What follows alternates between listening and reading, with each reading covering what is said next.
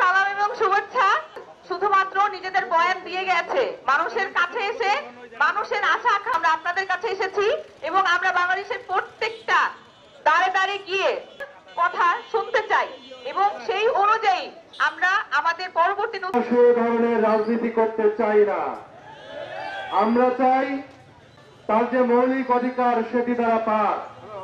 এজন্য আমরা রাজনৈতিক সংস্কৃতি, তারপরে দেখা যায় ভোট শেষ হইল লুটপাট। নতুন বাংলাদেশ হবে এই বাংলাদেশের নাগরিকদের এখানে সংস্কৃতি এবং নতুন নির্বাচনী ব্যবস্থার মধ্য দিয়ে পুনরায় বাংলা।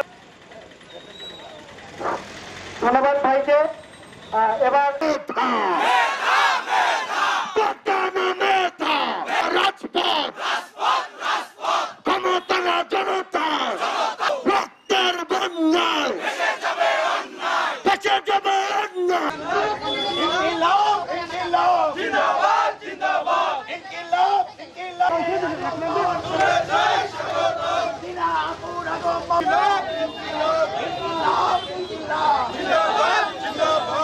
আমরা অবশ্যই মনে করি যে এই অন্তর্বর্তীকালীন সরকারের সময়ে আইন শৃঙ্খলা রক্ষার ক্ষেত্রে বা নিরাপত্তা জোরদারের ক্ষেত্রে পরিস্থিতি স্বাভাবিক রাখতে বাংলাদেশ সেনাবাহিনী কিন্তু মাঠ পর্যায়ে একটা গুরুত্বপূর্ণ ভূমিকা পালন করছে। এটা আমরা আমাদের জায়গা থেকে অ্যাপ্রিসিয়েট করি এবং আমরা মনে করি তাদের এই ভূমিকা একটি স্বচ্ছ সুষ্ঠু নির্বাচন পর্যন্ত বজায় থাকা উচিত।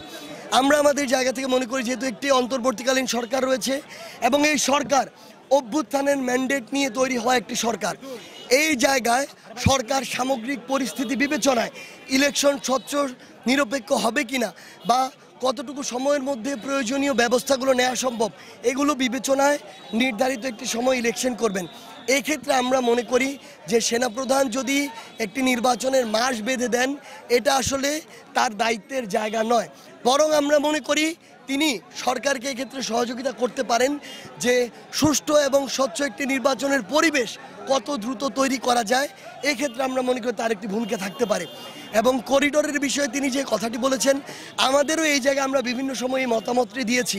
করিডোর খুব সেন্সিটিভ ইস্যু, বৈশ্বিক জায়গায় পৃথিবীর অসংখ্য দেশ, মধ্যপ্রাচ্যে আমরা এটি দেখেছি, এর আগে ঐতিহাসিকভাবে পৃথিবীর অনেক দেশে অনেক জিওগ্রাফিক জায়গা আমরা এটি দেখেছি যে এই করিডোরকে কেন্দ্র করে বিভিন্ন বিশৃঙ্খলা হয়েছে, করিডোরকে কেন্দ্র করে বিভিন্ন ভূ রাজনৈতিক ইকুয়েশনের পরিবর্তন হয়েছে, বিভিন্ন পরাশক্তির এজেন্ট এসে বসেছে, বিভিন্ন রকমের গোয়েন্দা সংস্থার একটি গোয়েন্দা নজরদারির জায়গা হয়েছে সেগুলো। সো সেই জায়গায় করিডোরের মতো সেন্সিটিভ ইস্যু অন্তর্বর্তীকালীন সরকার একার ইস্যু না, সেটা সামগ্রিকভাবে রাজনৈতিক দল এবং জনগণের মতামতের বিষয় আছে। তবে আমরা গতকালকে নিরাপত্তা উপদেষ্টার একটি কথা দেখেছি যে এটি তাদের জায়গা থেকে যতটা না এসেছে তার চেয়ে বেশি পার্শ্ববর্তী দেশের চাপিয়ে দেওয়া একটা প্রোপাগান্ডা। সো আমাদের আবার এই প্রোপাগান্ডাগুলোর জায়গাতেও আমাদের সচেতন থাকতে হবে যেন কেউ আমাদেরকে উস্কে দিয়ে পরিস্থিতি অস্থিতিশীল না করতে পারে।